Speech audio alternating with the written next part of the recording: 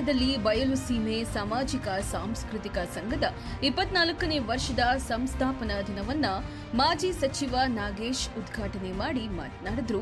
ಸಂಘ ಸಂಸ್ಥೆಗಳು ಸಮಾಜದ ಕಷ್ಟ ಸುಖಗಳನ್ನು ಆಡಳಿತ ವರ್ಗದೊಂದಿಗೆ ಬೆಸೆಯುವ ಕೊಂಡಿಯಾಗಿ ಕೆಲಸ ಮಾಡಬೇಕು. ಸಮಾಜದ ಬೆಳವಣಿಗೆಗೆ ಅಗತ್ಯವಾದ ಹಲವಾರು ರಚನಾತ್ಮಕ ಕಾರ್ಯಕ್ರಮಗಳನ್ನು ಹಮ್ಮಿಕೊಳ್ಳುವ ಮೂಲಕ ಉತ್ತಮ ಕೆಲಸ ಮಾಡುವುದು ಅತಿ ಮುಖ್ಯ ಎಂದು ತಿಳಿಸಿದರು.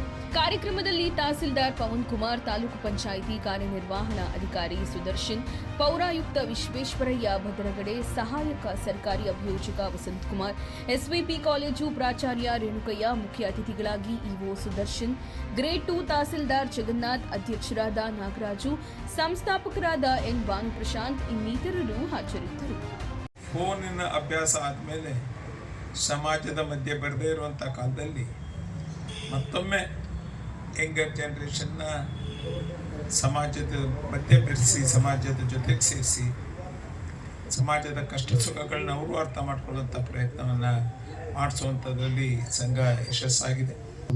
ಕಲೆ ಇರ್ಬೋದು, ಸಾಹಿತ್ಯ ಇರ್ಬೋದು, ಮತ್ತು ಈ ಒಂದು ಸಾಮಾಜಿಕ ನೆನಪಿದೆ ಕೋವಿಡ್ ಸಂದರ್ಭದಲ್ಲಿ ಈ ಸಂಘದಿಂದ ಯಾರಿಗೆ ತುಂಬ ಸಮಸ್ಯೆಲಿದ್ದವ್ರಿಗೆ ಊಟದ ವ್ಯವಸ್ಥೆನೂ ಸಹ ಮಾಡಿದ್ವಿ ನಾವು. ಅದು ನೆನಪಿದೆ ನನಗೆ. ದುಡ್ಡಿಗೆ ಯಾರಿಗೂ ಕೂಡ ಚಿಂತೆ ಇಲ್ಲ, ಅಲ್ಲಿ ಬದುಕು ಯಾರನ್ನೂ ಕೂಡ ಅರ್ಥಪೂರ್ಣಕವಾಗಿ ಬದುಕ್ತಾ ಇರ್ಲಕ್ಕಂಥದ್ದನ್ನ ನಾವು ನೋಡ್ತಾ ಇದ್ದೀವಿ. ಇಂತಹ ವಿಷಯಗಳನ್ನು ಸಾಮಾಜಿಕವಾಗಿ ನಾವು ಹೇಗೆ ಕಾರ್ಯಕ್ರಮಗಳನ್ನು ರೂಪಿಸಬೇಕು ಅಂತಕ್ಕಂಥದ್ದನ್ನ ಇವತ್ತ ನಮ್ಮ ಈ ಬಯಲುಸೀಮೆ ಏನೊಂದು ಸಂಘ ಇವತ್ತು ನಿರ್ವಹಿಸಬೇಕು ಅಂತ ಕಾರ್ಯ ಮಾಡ್ತಾ ಇದೆ. ಇದು ಇನ್ನು ಮುಂದಿನ ದಿನಗಳಲ್ಲಿ ಹೆಚ್ಚು ರೀತಿಯಲ್ಲಿ ಮಾಡಬೇಕು.